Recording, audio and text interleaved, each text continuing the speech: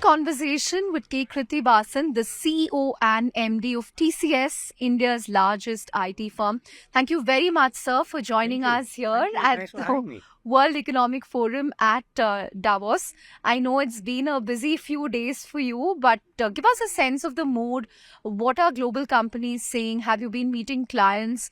What indications are they giving you about the year ahead? Because this is also, the time of year when they talk about client budgets and what kind of projects they want to spend on. What's the sense that you're getting? Thanks, Chandra. Great talking to you. But we've been meeting a lot of our clients here. Like the 2 days, I've been very busy. The general mood, I would say, is still cautiously optimistic. But optimistic is I would see, sense of optimism amongst at least a trace, right? If not sense, it's a trace of optimism. And people are wanting to do more. And as you can walk down the promenade, you can see everywhere it's generative AI is the theme. And so any program that's around generative AI seems to be getting a lot of attention, and people want to know what they can do with generative AI, what they cannot do. And some people are trying to see what are the use cases and what is the business case for generative AI. But very fruitful discussions over the last 2 years, but last 2 days. In terms of budget, as we've been talking before to you also, it'll take some time. Like we have not had we need to serve maybe another couple of weeks or till the middle of the quarter is the time that will take for us to get a handle on the budget. But more importantly also, as we've been talking, budget is no longer that sacrosanct as well. Like as the customers see more opportunity, they are willing to recalibrate the budget, invest more or dial down. So, but I don't have a sense of the budget. I would think it's probably more or less the same as last year. Right. Kriti, one recurring theme that we kept hearing last year is how discretionary projects haven't yet come back in full force. Anything that you're seeing there? Is discretionary spending coming back? Is it too early to tell? That is too early to tell. Like again, sometimes when you're not having a bad news is a good news, right? The amount of discretion or proportion of discretionary projects we had in our second quarter is something same as in third quarter. So the situation has not worsened. So we can in a way think that maybe a couple of quarters down the line things should improve. But otherwise it stays the same. It's no, at least no, it has not worsened. The other thing that came out was during your recent earnings is that, the BFSI segment, which brings in 35 to 40% of your revenue, decline year on year in Q3. You said there's a delay in getting replacement deals after completion of large BFSI projects in North America. So, within BFSI, will this again be a weak spot? Where will the future demand come from? We believe, like again, we compared to Q3 had a couple of headwinds for us. One is what you talked about, some of the large programs coming to an end. It's not that the programs are cancelled or anything. The programs are successfully completed. These being large programs, one program being a merger and integration program.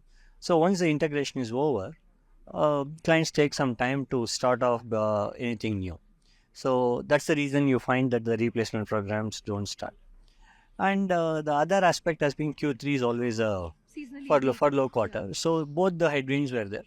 So we are expecting that Q4 would be better than Q3. I don't know whether we can call it bottomed out, but it should be better. And I think, as we had told you before also, overall we are quite optimistic about FY25 compared to FY24. Right. And margins also you managed to, hold steady and improve despite a weak quarter. So again, what levers will you leverage in the coming quarters? See, furlough itself is, furlough recovery would be an important margin lever for us. I think our CFO had mentioned that about 60 or 70 basis points of furlough impact we had in last quarter. That should be one of the important levers for recovering margin for Q4. Then we'll continue to double down on our productivity and also look at opportunities like where we can bring in more efficiency and any revenue leakages we have, other areas that we'll look at. Right. 2023, Krithi, was also a year of, multi-year deal renewals for TCS. So in terms of 2024, are there more large deals lined up from a renewal perspective? Can you give us a sense of that and your mega deal pipeline going forward? So mega deal pipeline, like we had a decent list in Q 2023. I don't want to count the number of mega deals, but it will be more or less similar. I don't see a big uptick, but it will be very similar to what happened in 2024. The renewals also, we don't see any specific issue there. Like whichever program that we are expecting to get renewed, they are getting renewed. We are not seeing any challenges out there. Right. In terms of Gen AI, people have been talking about it. IT companies are talking about proof of concepts and projects. But when are we going to see momentum? Because if you look at Accenture, they already seem to have a fair amount of momentum in terms of deals, the way they are reporting the pipeline there. We announced like in the last earnings call season also, we are doing close to about 250 different initiatives or proposals, programs are in the pipeline we are talking about. And we also talked about 4 programs that moved from POC stage into production. We are engaged with our customers in all verticals in multiple geographies. I don't think we are behind there. I think as the moment, as and more proof points emerge, business cases are able to be worked out, you would see more of them coming into production. Like I'm not worried that TCS is behind in this thing. We are heavily invested. We are training our people. Like we train more than 150,000 associates in that, and we are setting up our own what we call AI arena where our folks can be trained. So a lot of things are going on. We have invested heavily on that. Right. Krithi, software and internet companies in the US in recent weeks are continuing to announce layoffs. So again, will that, do you see a risk of pricing pressure in some pockets because of that? Last year, we have held on to our pricing. Like, in fact, more or less it's been stable. And at this time, I don't see any immediate pricing impact. Like, I don't know what would happen 2-3 quarters down the line, but I'm not seeing any pricing pressure at this time. Right. One more thing is this whole return to office. There still seems to be substantial reluctance in markets like US. How do you see this panning out? See, our position on return to office is ensuring that associates get the best value. And our organizational culture is maintained. So these two have been our key reasons or behind encouraging the associates to come back to office. We have almost 65% of the associates are coming back to office, and at least from 3 to 5 days, right? And we are working with them. We are sending positive incentives for them to come back to office on all 5 days. I'm sure we'll get there in a couple of quarters. So yeah, one go ahead. yeah. One trend that also stood out for me in the last fiscal is, subsequent quarters of headcount decline. I think for TCS, I think the headcount went down by 12,000 or something like that.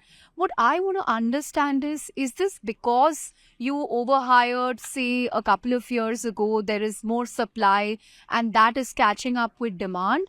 Or, are we seeing the effects of, automation, AI, productivity? Just want to understand. Or is it weak forecasting of demand? What do you think is the reason why we've seen? It's a combination of everything, right? Like we did mention this before. I won't say we overhired. I would use the word we proactively hired from the market, sensing a demand situation at surge in demand. And over the period of time, we trained them in the technologies where we will have opportunities to deploy. And when we saw the weakness in demand, we realized that we have enough people with us. And so we are not hiring to replace the people that are leaving us, and we are able to internally deploy them. So that's the reason you find that our recruitment, the fresh recruitment is lower than the attrition. That's why you see the net headcount reduction. And does it involve some amount of automation? Does it involve some amount of productivity gain? Yes, it involves. But it's a combination of everything. But the why we are not hiring is because we don't have the complete. When will we see hiring come back in technology? Because you guys are such big recruiters in college. No. See, Chandra, we are hiring. It's a question of net. Are we hiring more? Right? We are hiring still. The difference is the amount of people that leave us and how much we hire. The difference is about 4,000-5,000. When we are if you are hiring another 5,000, 6,000 people more, you would see a positive net count. That's based on the demand outlook, right? That view only when we get a much better handle on the demand outlook, I'll be able to tell you when you would see a positive. Like we need to have a better demand visibility for that. Right. We continue to hire though. Right.